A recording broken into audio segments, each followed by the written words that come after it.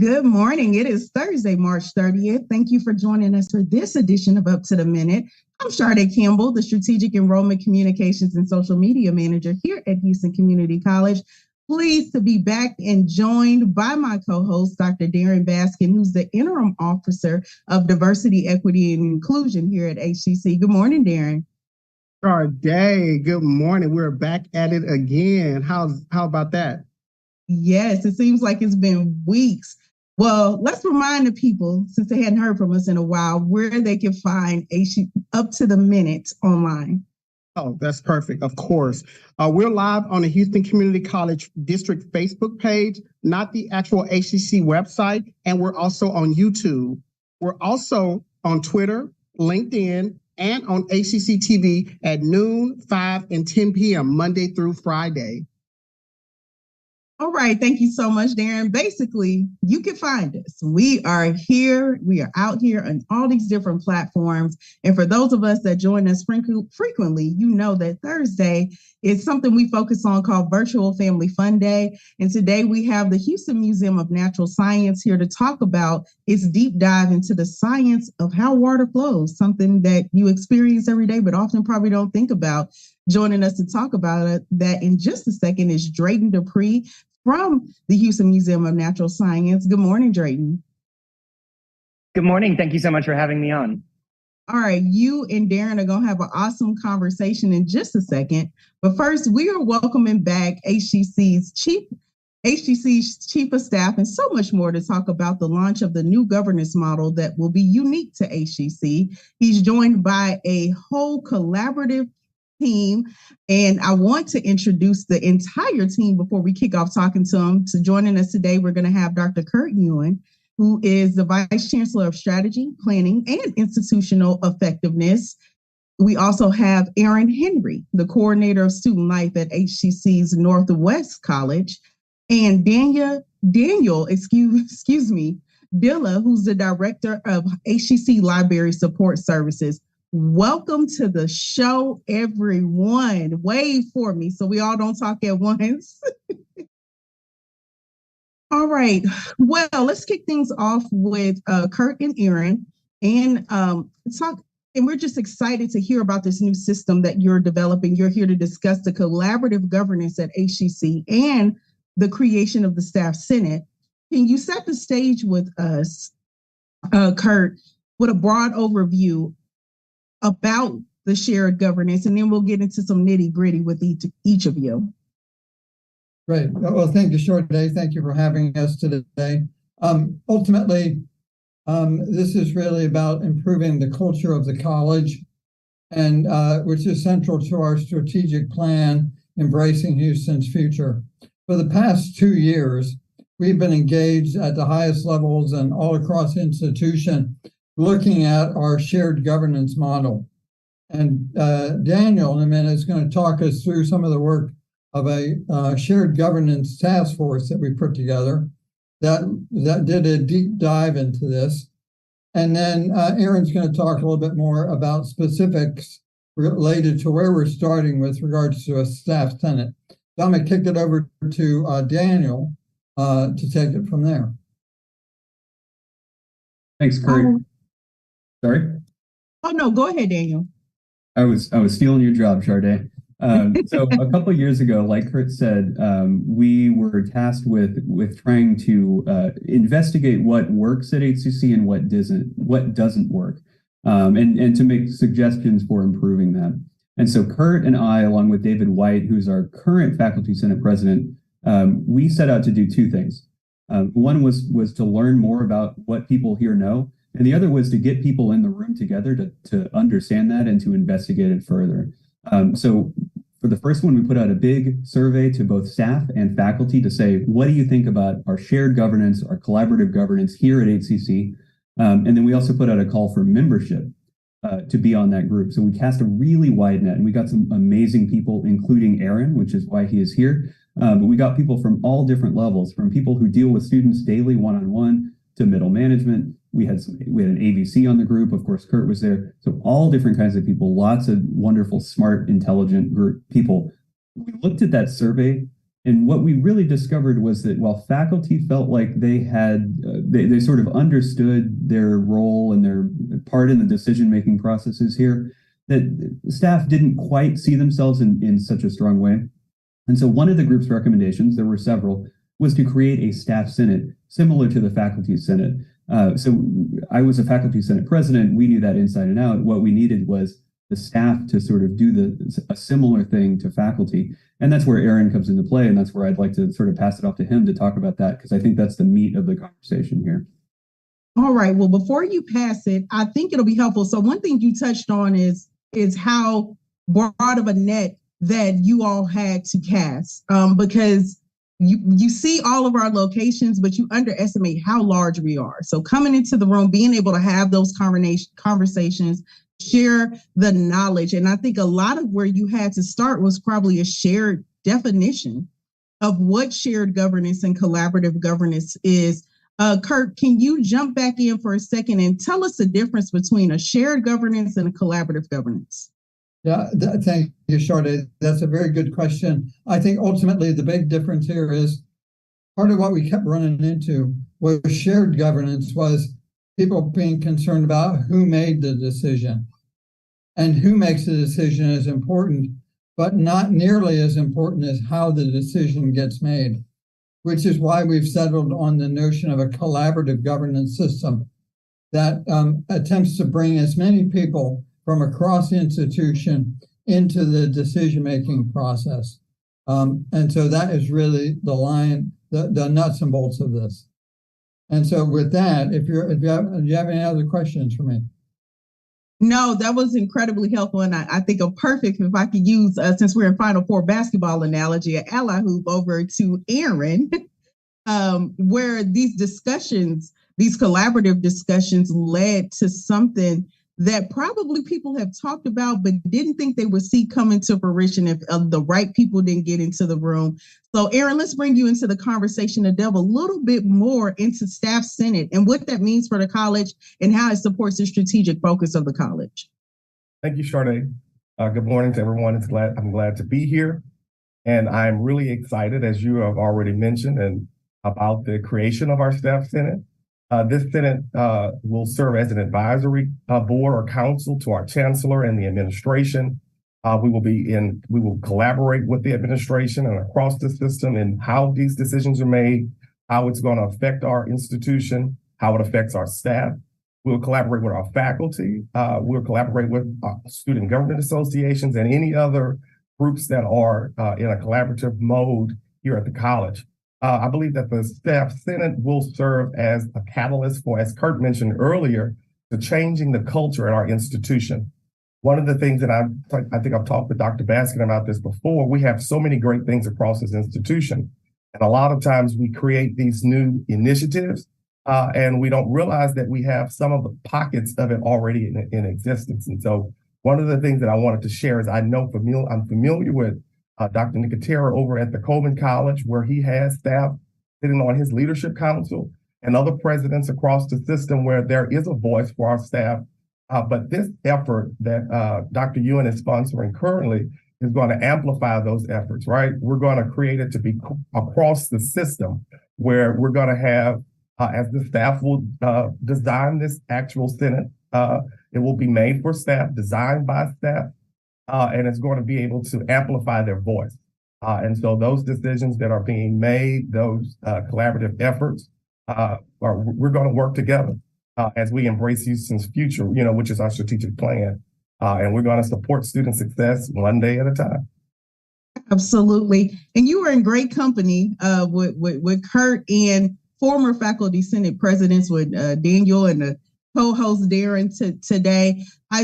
When I first heard about this, I was like, wow, this is a lot of opportunity. Some I didn't give a lot of thought to, but as a communicator, I see the opportunity and how this will enhance communication from what we often talk about is, breaking down the silos, going from top down to bottom up communication. This seems like a really awesome opportunity to do so. What are you hoping this improves from a communication standpoint?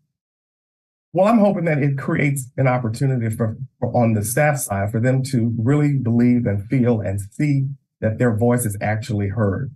That from the administration, the executive council, that there is a real collaborative effort with our staff. As I mentioned before, there are many efforts that are already in play here at the institution. But I believe that as we change our culture at the institution, that not just Southwest College or just Coleman College, but that every college, every department, every aspect of the institution, that staff believe that their voice is actually heard. And I'm also hoping that we create the communication from the chancellor on down, and even many different areas and different departments across the institution to make sure that staff is they're kept in the loop. There are changes that are taking place at the institution right now, and many of us are not aware of them. We don't know what the impact is of the institution. And so I think that this is a great opportunity to better create that culture of a sense of belonging here at the college. You're spot on that for just a second. I was just about to kick to you for us to wrap out. I do understand that people's first question is going to be, when is this going to happen? We don't have enough time to get into the timeline, but it's my understanding that you're working towards it being live in August. But since that's the first thing people want to hear about, let's wrap out with what you wanted to share, Kurt, in addition to how you'll communicate these developments with staff. Yeah, so I think the Staff Senate, like the Faculty Senate, is going to have a couple of main areas of focus. Identifying their leadership, that they can have a representative voice in meetings. The other thing that we're doing is we're identifying some of the top committees or councils at the institution and establishing standing seats for Staff Senate members and Faculty Senate members. And those representatives will be determined by the Staff Senate. So it's not just about having a collective voice. It's a matter of putting your voice into the decision-making mechanism. In terms of the timeline, you'll be receiving a memo from me, from the Chief Transformation Officer, in the next week that highlights a series of events we're going to have throughout April, where we're going to be having listening sessions on Friday afternoons.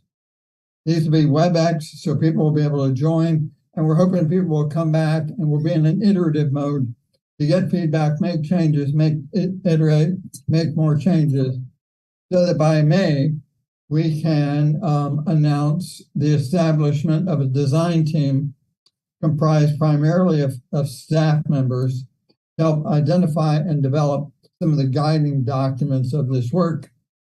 And with the hope being that we would have the ability to go for elections in early summer with the establishment of the Senate, the Staff Senate, with the beginning of the fall term. Awesome. A lot to do, and it's going to be a lot of fun. It is. It sounds, I'm excited to get those updates. You heard the timeline. Make sure you are paying attention to what's coming out from the Chief Transformation Officer memo. We would like to thank Dr. Ewen, who's the HCC Chief of Staff, the HCC Chief Transformation Officer, Chief Transformation Officer and Vice Chancellor of HCC Strategy, Planning, and Institutional Effectiveness, along with Ewen Henry, who's a Student Life Coordinator, and Daniel Dylla, the Director of HCC's Library Support Services. We'll have information posted after the show, but as shared earlier, be sure to check out the emails that are coming out regarding this awesome initiative. I want to kick it over to Darren, who is going to chat with our next guest. Thank you, Sade. Amazing conversation. Definitely a conversation that needs to be had. So great job. And I applaud the work that Kurt, Aaron, and Daniel are taking on. So congratulations. So we're moving on to Drayton Dupree. And just get it off of my head right now. That is a great name, Drayton. Drayton is the manager of the Houston Museum of Natural Science in Sugar Land and our Thursday Family Fun Day guest. Welcome to the show, Drayton. It is an honor to be here. Thank you so much for thinking of us, and thank you so much for having me.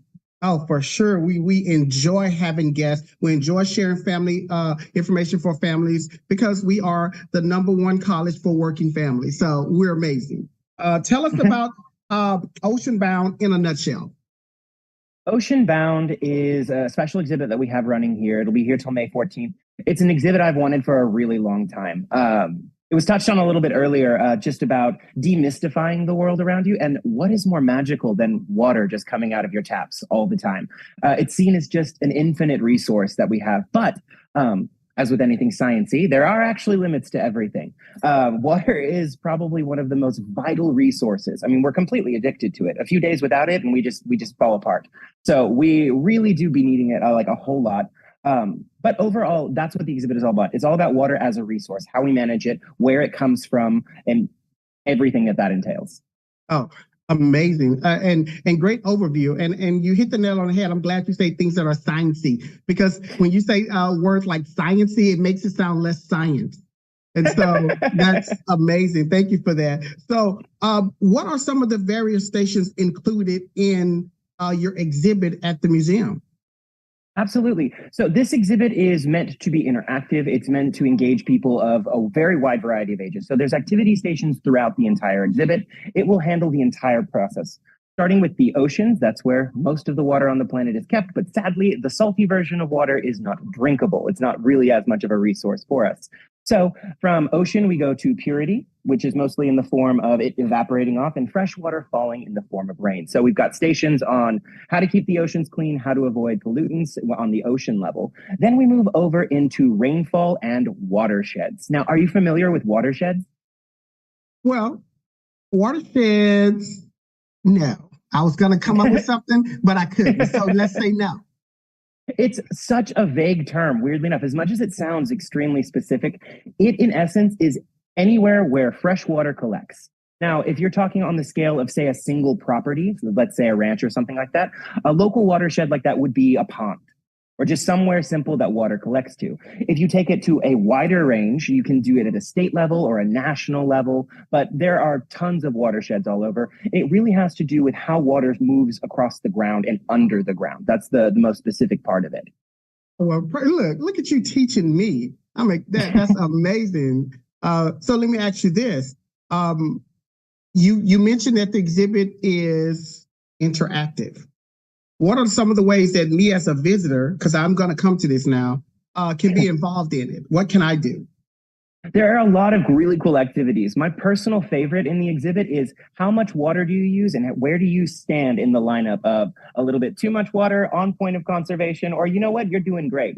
It's a very fun scale style exhibit. On the left hand of the device, you simply have to locate a large bag. These various large bags stand for the amount of water or rainfall that happen in your specific region. And that will give a baseline for how much water does your community have access to.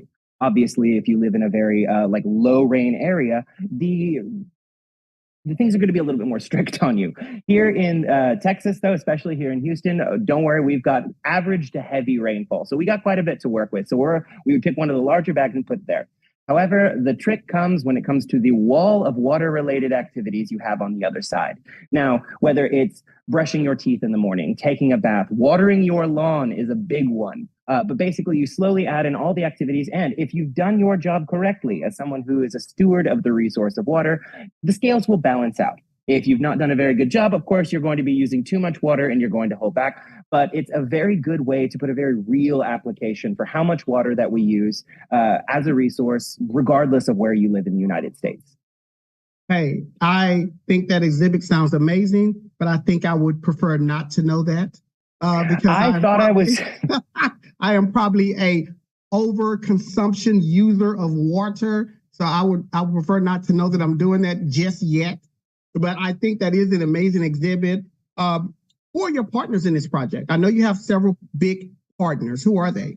Absolutely. So, like I said, we've wanted to do this exhibit for a long time, but we needed some support. We needed some help. Luckily for us, that was the city of Sugar Land. The city of Sugar Land has spent a very large amount of resources into completely redoing how we use drinkable water.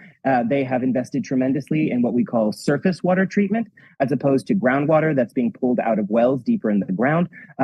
It can sometimes affect like the overall sea level of everything around us. And from the time of Harvey onward, we've been very concerned with not losing any of our elevation, not making floods more of a problem. So in an effort to make the entire city last longer and for everybody to be safer, they've transferred away from groundwater as much, and they're starting top water treatment. That is a massively more complicated scientific yield than simply pulling the water out of the ground, but it's something they invested a lot. It's something they're extremely passionate about. So this collaboration was just a match made in heaven. We're so happy to be working with them, but they really did allow us to finally bring this really cool issue to the public, and hopefully to educate people more about probably the most valuable resource in our day-to-day life.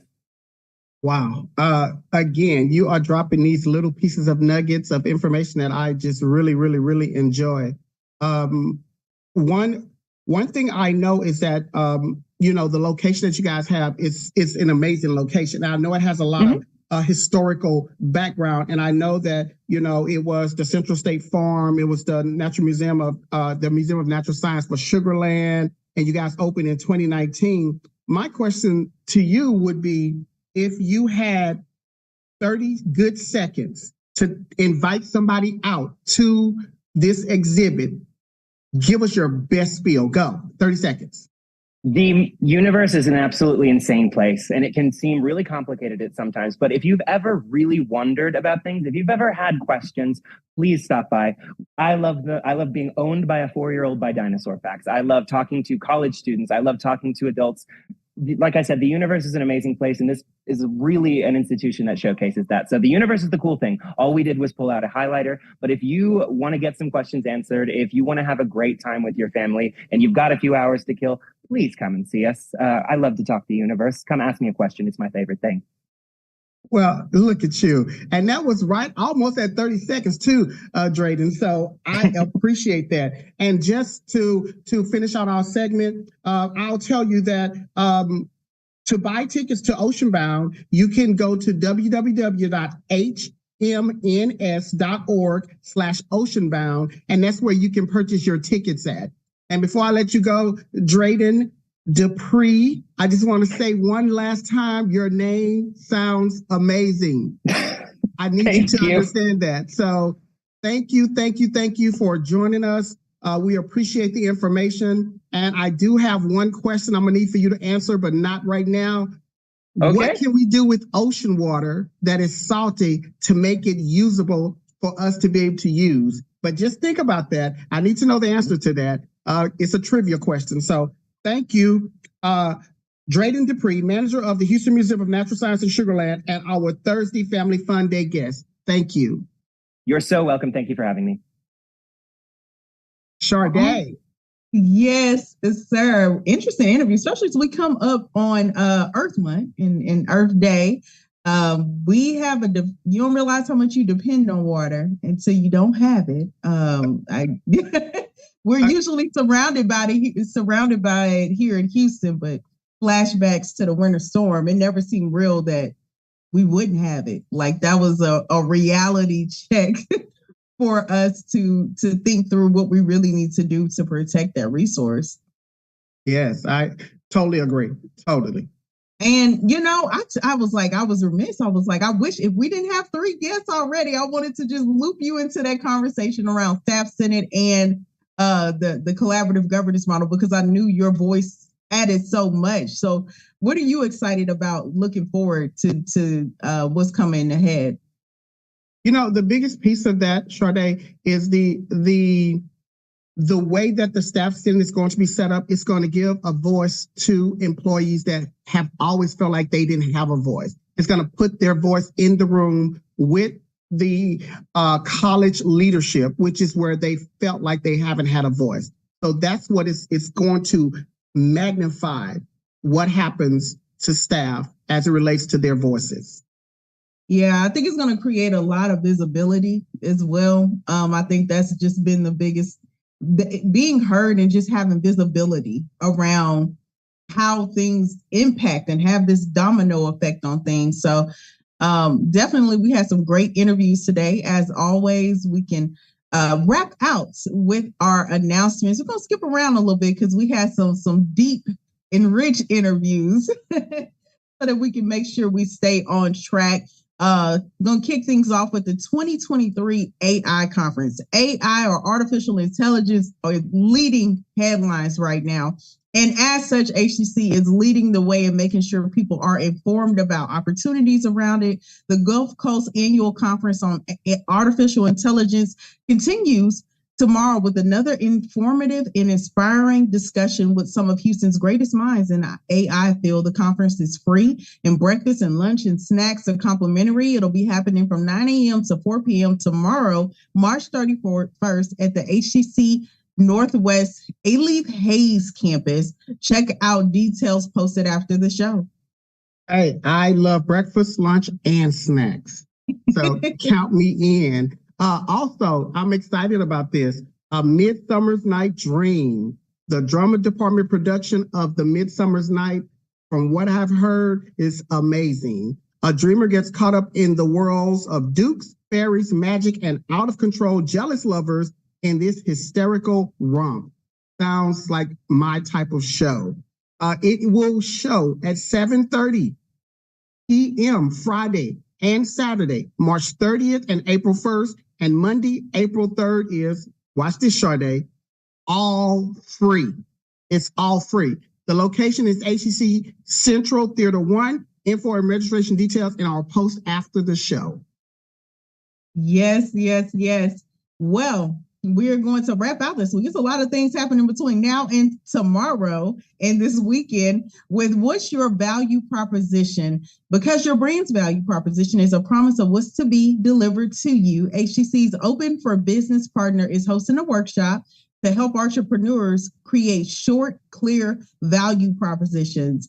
It'll be happening from 10 a.m. to noon tomorrow on Zoom virtually. So definitely still time to adjust your schedule and tune in. Check out the post after the show for details about how to register and connect. All right. So, Charlotte, let me throw this last one at you. Summer registration is open. So excited about that. Summer registration has already begun. So it's time to get in gear and register. All courses are offered in person, and we also have online options. And as you guys know, we have every format of classes: online anytime, online on a schedule, hybrid, in person, and hybrid lab. So to learn more about HCC programs, start dates, and options to cover costs, go to hccs.edu/apply.